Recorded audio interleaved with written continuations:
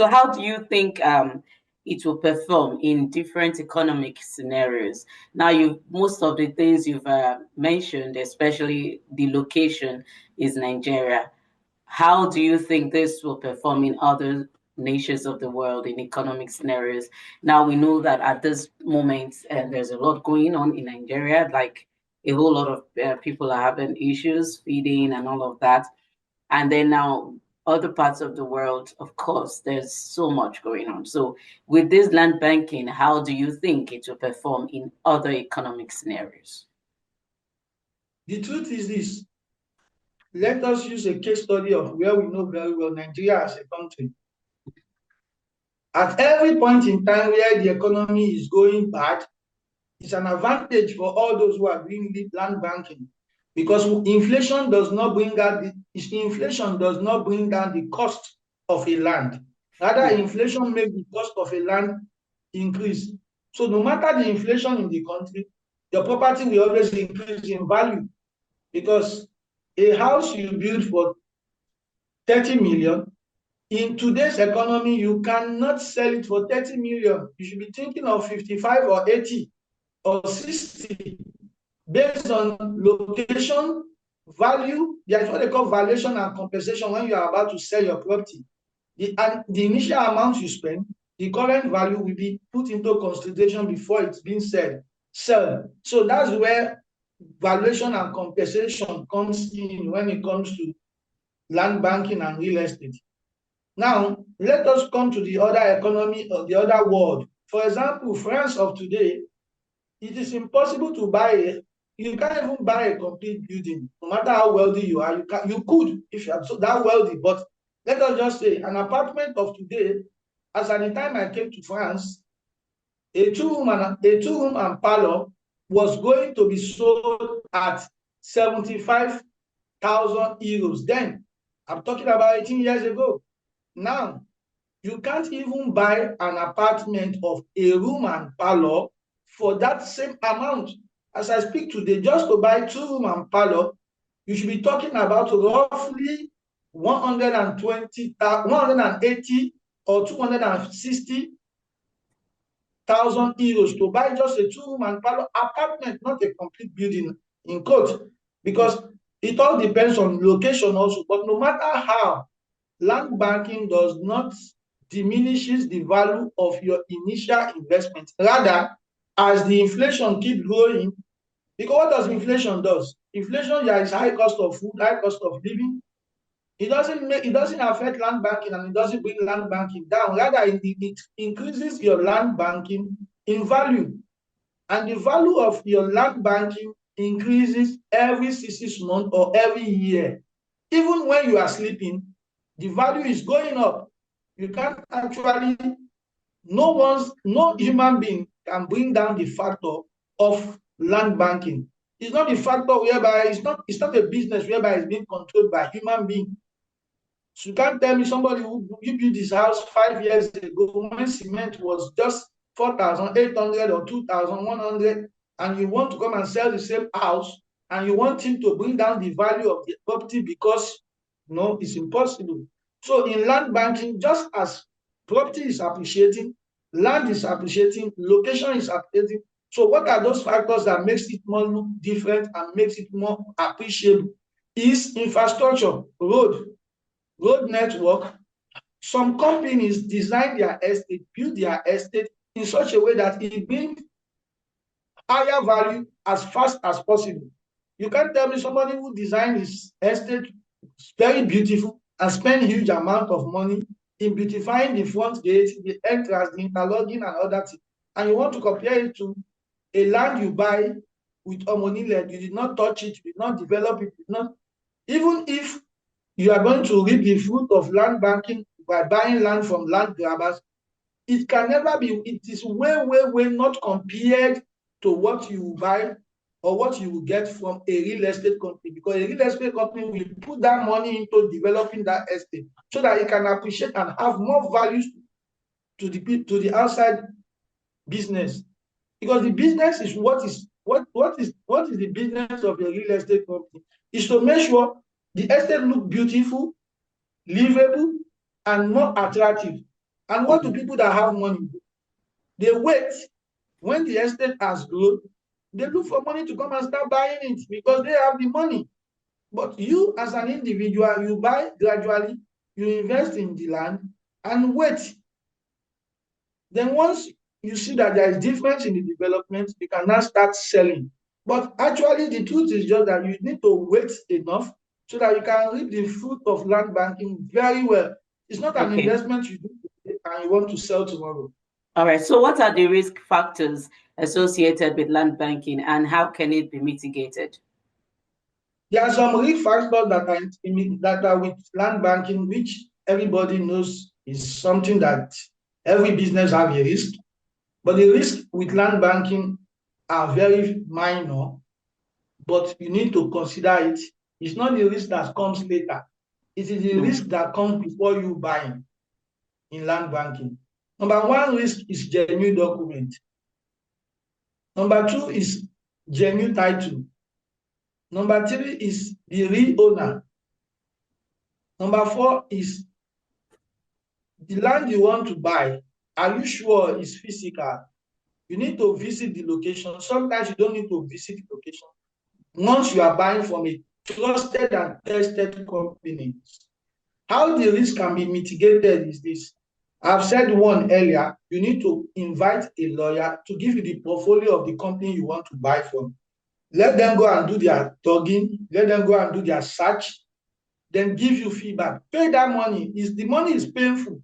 It's just not a little amount at the initial stage, but just pay it. It's a sacrifice you are paying that will favor you.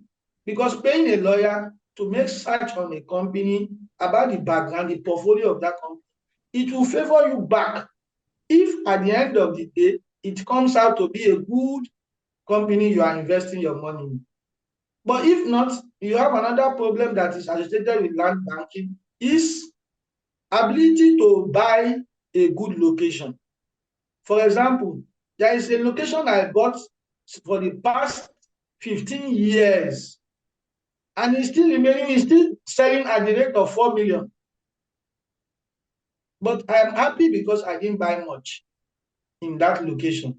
But there are other locations I have bought within 4 years. I'm seeing returns of 18 million, 15 million. So sometimes when you buy a location that you don't actually know much about, or that you feel that it's not very good, or you think you are buying a place that, so sometimes we should be careful that a land is very cheap does not determine the location will increase faster or the location will be very slow.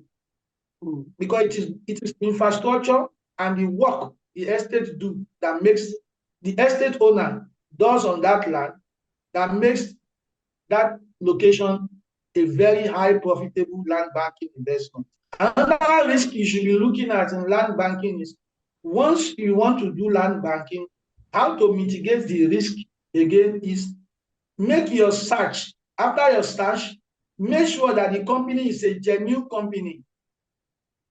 Invite a lawyer to read the contract of sales that is given to you. It doesn't cost you anything to try to meet a lawyer to say, please, I would like to know more about the content of this contract of sales. Because most things many people don't know out there is that there are some phrases in your contract of sales that you don't know. You are ignorant of some certain things because they are being drafted by lawyers. So you need a lawyer to read and to explain to you the phrases. One of them to which I will mention out is in land banking investment. Some estates will tell you if you pay instrumentally for investing in land with them, if you are asking for a refund, maybe you are no longer interested along the line, what do? They will pay you in the sequence to which you pay also to the estate owner. I paid 5 million. I want to collect my 5 million. But when I was paying 3,000, 20,000, 10,000. In the same manner, they will pay you back. I got to know that through the interpretation of my lawyer. But you will call that estate a scam, estate company a scam, because you felt that they didn't pay you your money at once. But you forgot that you didn't pay at once. So you paid instrumentally in the same manner. And another clause you need to look at your contract of sale before signing that contract of sale is you need to read and understand that 30% of the total amount you paid for that estate you will be deducted if you are asking for a refund. Some people don't like to read and they don't want they just okay, I have my contract of sale, they just sign. You sign something you don't understand. So Nigerians, we often believe some certain things. You need to read and understand the contract of sale because that is the contract to which they are selling that land to you. Some company will sell land to you. The land you are buying from the company is just, you are paying for the land, but you are not paying for the documentation. That is land banking. You only paid for the land, you didn't pay for the documentation. Should there be in the future and you are told, okay, we are sorry, you just paid only for the land. Now you have to pay for survey plan. You have to pay for documentation. You have to pay for infrastructural building. You didn't read your contract, pay for the title and infrastructure on it. So for you to build in that estate, you rather either change the title of that document to from investment to building. That is, you bought for investment at the initial place, and the estate has now appreciated, and you felt you have money, the value of that estate, the estate is now beautiful, you want to build in that estate. There's some money you have to pay. But many of these people don't understand, and they just go, oh, the estate owner is a thief that will increase their prices. No. Land banking initially, you just only paid for the land, you didn't pay for the documentation process. You can't expect them to give you drawing, you can't expect them to give you bungalow drawing, or they should give you the TDP. It's impossible. So we need to know the business we want to venture into. That is why when you call it land banking, it's the process of acquiring that land, waiting for a long time or for some time, and reselling it to somebody who wants to use it either to build or to do something else.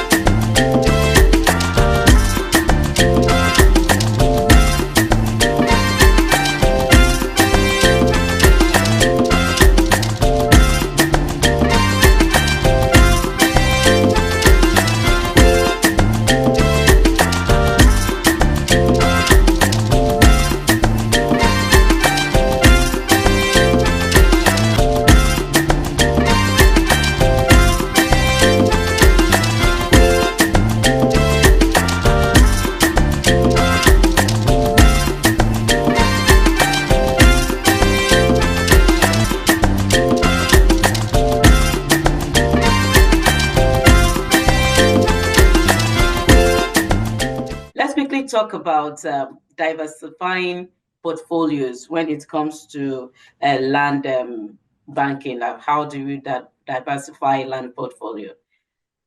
You see, in land banking, there are purposes to which land is being, government have their acts and their use and their policy for each location or each land. When you want to buy a land, you need to know what portfolio you are buying.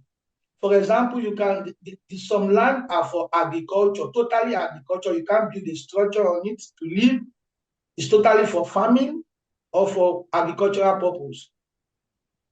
So you need to know before buying in land banking, what are you investing? Okay, am I buying a land for the purpose of building? Should you be doing investment in land banking? You should know that the land you are buying, though I am investing in land banking, but the type of land I have is agricultural purpose, nothing more.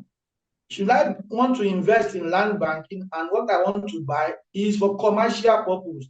That is, you want to build a warehouse, you want to build a shopping mall, you should know the type of land to which you want to invest in land banking.